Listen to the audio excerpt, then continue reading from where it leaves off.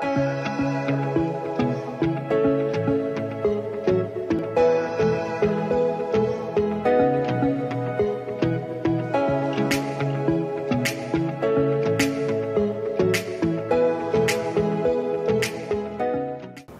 sevgili öğrenciler, yine sizinle dersimiz devam ediyoruz. 3. sınıfa İlköğretim Okulu'nda fen bilgisi çalışacağız.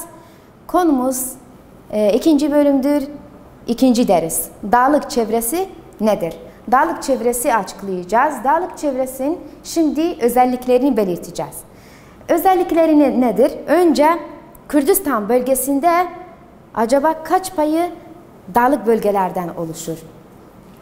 3 payı dağlık bölgelerden oluşur. Kaç payı? 3 payı dağlık bölgelerden oluşur. Evet, ne kadar dağlık bölgeleri yakınlaşsanız o kadar hava soğuk oluyor. Çünkü dağlık bölgesinde hava nasıldır? Soğuktur. Ve dağın zirvesi etraflarına göre havası nasıldır? Serttir, çok serttir ve sürekli orada kar yağar ve yağmur yağar, özellikle kış mevsiminde. Hem de kar yağdığı zaman dağın zirvesinde sürekli kalır, yani yıl boyunca kalıyor. Buna ne diyorlar? Sürekli kar çizgisi. Sürekli kar çizgisi. Evet, sonra burada dağlık bölgelerde dediğim gibi yağmur çok yağar. Yağmur hem de ne yağar? Kar yağıyor. Ve birçok zirve, birçok dağlar vardır Kürdistan bölgesinde. Mesela Sefin Dağı vardır, Halgur zirvesi var, Hasaros, Kandil. Bunlar hepsi Kürdistan'dadır. Ve dediğim gibi 3 payı Kürdistan bölgesinde 3 payı dağlardan oluşur. Dağların zirvesi en az kaç metre olmalıdır? 3500 metre olmalıdır. 3500 metre olmalıdır. Ve Kürdistan bölgesinde en yüksek zirve ya da en yüksek dağ hangisidir? Halgur zirvesidir. Halgur zirvesi yüksekliği kaç metredir? 3607 metredir. 3607 metredir. Evet, tekrar söyleyeceğim. Dağlık çevresinin özellikleri nedir? Şöyle söylüyoruz. Kürdistan bölgesinin alanda 3 payı dağlardır. 3 payı dağlardır. Dağlara çıktığımız zaman hava nasıl olur? Soğuk olur. Çünkü dağların zirvesindeki hava nasıldır? Daha serttir. Dağların zirvesindeki hava daha serttir.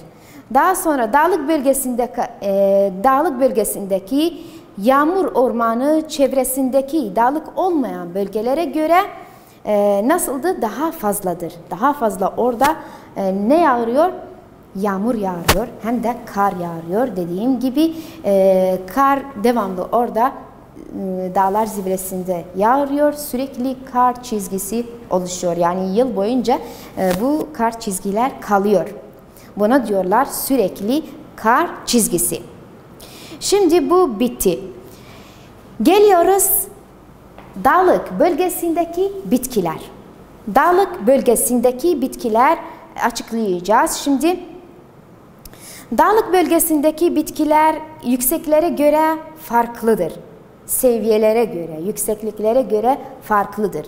Mesela birinci aşamada en aşağıda hangi ağaçlar vardır? Normal meşe ağacı vardır. Hangi ağaçlar? Normal meşe ağacı.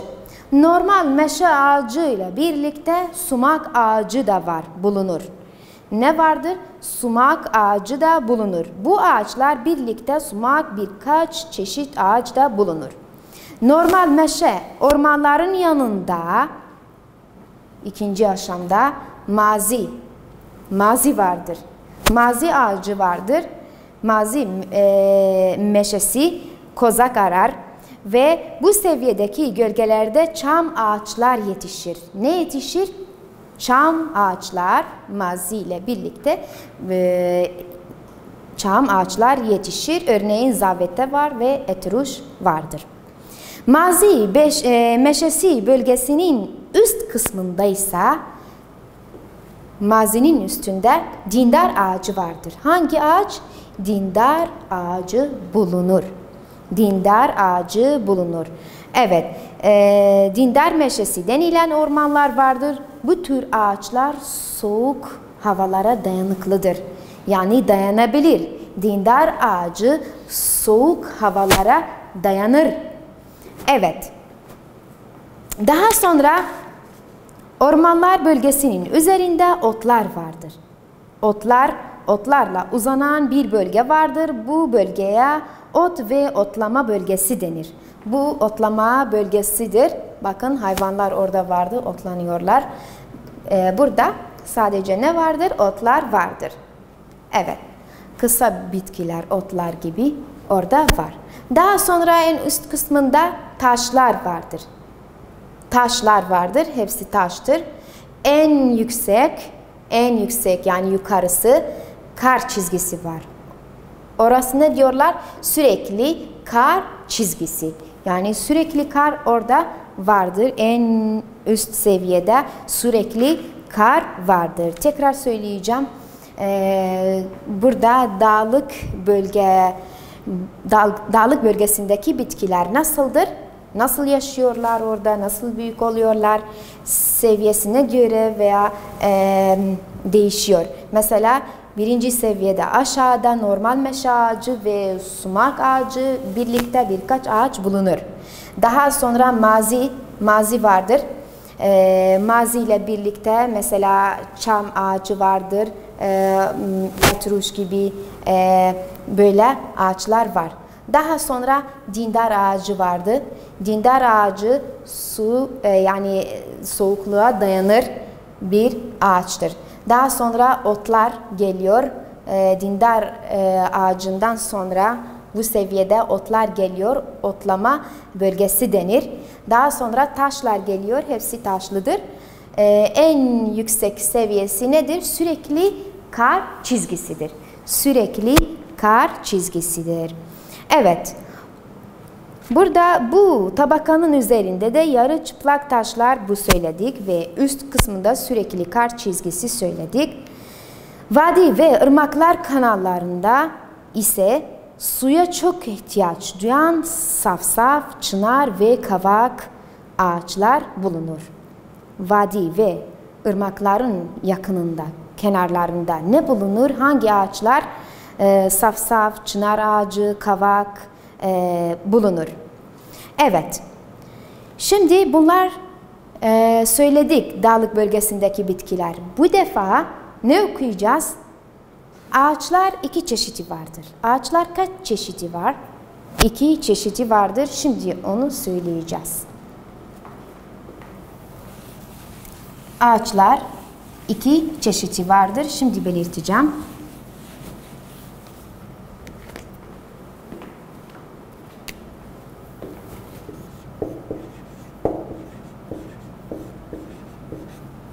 İki çeşidi var.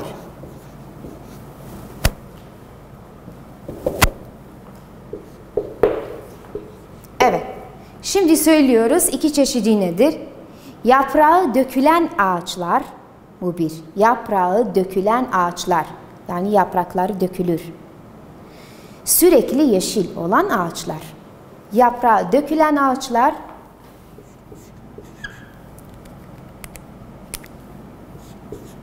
Yaprağı dökülen ağaçlar. İkincisi sürekli yeşil olan ağaçlar.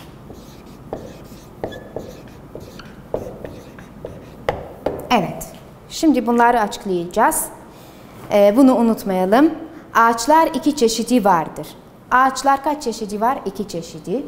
Birinci, yaprağı dökülen ağaçlar. İkincisi, sürekli yeşil olan ağaçlardır. Yani devamlı nasıldır? Yeşildir. Yaprağı dökülen ağaçlar, mesela burada örnekler vardır. Mesela hangi ağaçlar yaprağı dökülüyor? Meşe, safsaf, kavak ağaçlar yaprakları dökülen ağaçlardır. Meşe, safsaf, kavak. Örneğin meşe, safsaf, kavak. Yaprağı dökülen ağaçlardır. Sonbahar gelirse, bunu biliyoruz zaten, sonbaharlarda yapraklar dökülür. Yaprağı dökülen ağaçlar sonbahar geldiğinde yapraklar dökülür ve ilkbahar geldiğinde yine yapraklar yeşerir. İlkbahar mevsimi geldiğinde yeni yapraklar yeşerir. Şimdi sürekli yeşil olan ağaçlar. Bu defa bu hangi ağaç sürekli yeşildir? Çam ağaç. Çam ağaç.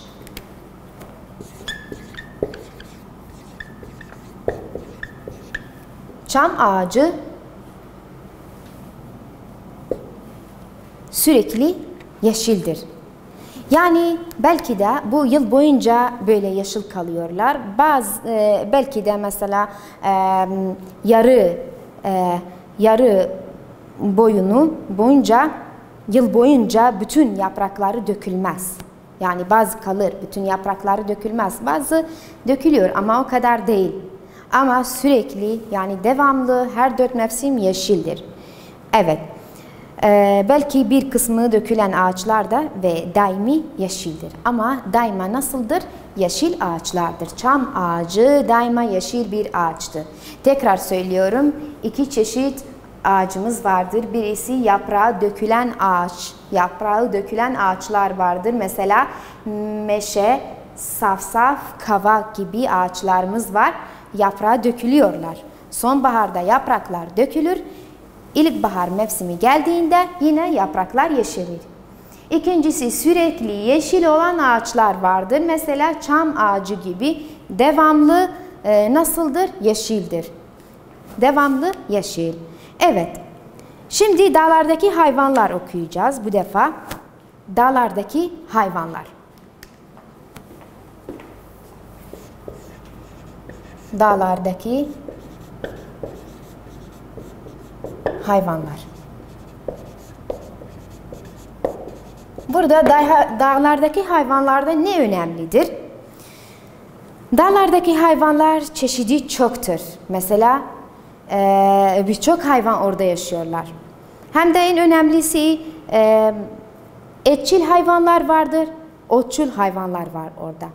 Mesela burada otçul hayvanlar ve bazısı diğer hayvanlarla yiyerek beslenirler. Kürdistan bölgesinin dağlarında çok çeşit hayvan yaşamaktadır. Mesela yabani keçisi vardır ya da mesela başka hayvanlar, tavşan vardır, yabani tavşan vardır. Bunlar nedir? Otçul hayvanlardır. Hem de etçil hayvanlar da vardır. Mesela tilki gibi, kurt, sırtlan, ayı, bunlar hepsini etçil hayvanlardır ve nerede yaşıyorlar? Dağlarda yaşıyorlar. Evet, bu çeşit hayvanlar doğalda etçil hayvanlar yaşar. Örneğin kurt, tilki, çakal, sırtlan ve ayı gibi. Şimdi göstereceğim size. Bakın bu hayvanlar hepsi dağlarda yaşıyorlar. Hem etçil hayvanlar var hem otçul. Ayrıca başka bir tür hayvanlar vardır. Hem etçildir hem otçuldür. Şimdi yazıyorum. 2 çeşit hayvanlar vardır. Orada yaşıyorlar. 2 çeşit hayvanlar nerede yaşıyorlar? Dağlarda yaşıyorlar. 2 çeşit hayvanlar. Etçil, ikincisi otçul. Evet. etçil, otçul. Etçil sadece et yiyen hayvanlardır. Mesela burada ben gösterdim size. Ayı gibi, tilki, sırtlan, çakal, bunlar hepsini etçil hayvanlardır, et yiyen hayvanlardır. Sonra burada dağ keçisi vardır, yabani tavşan var, sincap var. Bunlar hepsini dağlarda yaşıyorlar ve nasıl bir hayvandır? Otçul hayvanlardır. Evet, Kürdistan bölgesinde, dağlık bölgesinde esmer kartal vardır. Keklik vardır ve esmer kartal vardır. Ayrıca leylek var. Leylek var. Ve bunlar ayrıca sıcak bölgelerde arayan başka göçemen hayvanlar vardır. Mesela leylek gibi. Bazı hayvanlar vardır. Mesela yükseklikte, çünkü yüksek bölgelerde hava soğuktur. Göç ediyorlar başka bir yere, aşağıda ya orta kısmında göç ediyorlar. Çünkü orada hava biraz olur, o kadar yani soğuk değil. Aynı zamanda ne zaman ilkbahar gelirken yine üst kısmına çıkıyorlar. Evet. Tekrar söyleyeceğim bunlar hepsini. Dağlık bölgesi ve özelliklerini söyledik. 3 payı Kürdistan bölgesinde 3 payı dağlık bölgelerden oluşur. Sonra dağlık bölgelerde ne kadar çıktığımız zaman dağlık bölgelerde hava soğuk olur etraflarınıza göre ve hem de kar yağar, sürekli kar çizgisi orada kalır. Dağların her yüksek seviyesindeki hava sıcaklığı farklı olduğu için bu bölgelerdeki bitkilerin çeşidi de farklı olur. Bu resim çizdim, size gösterdim. Meşe ağacı, sonra mazi geliyor, daha sonra dindar, böyle. Evet, daha sonra ne okuduk? Dağlık bölgesindeki bitkiler ve 2 çeşit ağaçlar okuduk. 2 çeşit ağaçlar neydi? Birinci, yaprağı dökülen ağaçlar vardır. Örneğin meşe, safsaf, kavak. Yaprağı dökülen ağaçlar. İkincisi, sürekli yeşil olan ağaçlar. Örneğin çam ağacı gibi. Daha sonra ne okuduk? Dağlardaki hayvanlar okuduk. Dağlardaki hayvanlar, birçok hayvanlar dağlarda yaşıyorlar. Otçul hayvanlar vardır, etçil hayvanlar vardır. Otçul hayvanlar mesela yabani tavşan, dağ keçisi vardır, sincap var ve vesaire. Etçil hayvanlar mesela ne gibi? Tilki, sırtlan, ayı, bunlar hepsini dağlarda yaşıyorlar. Sonra bunlarla birlikte bazı kuşlar vardır. Mesela keklik gibi, esmer kartal ve leylek biraz sıcak bölgelere arıyor. Bu hayvanlar mesela soğuk yerlerde göç ediyorlar sıcak bir yere.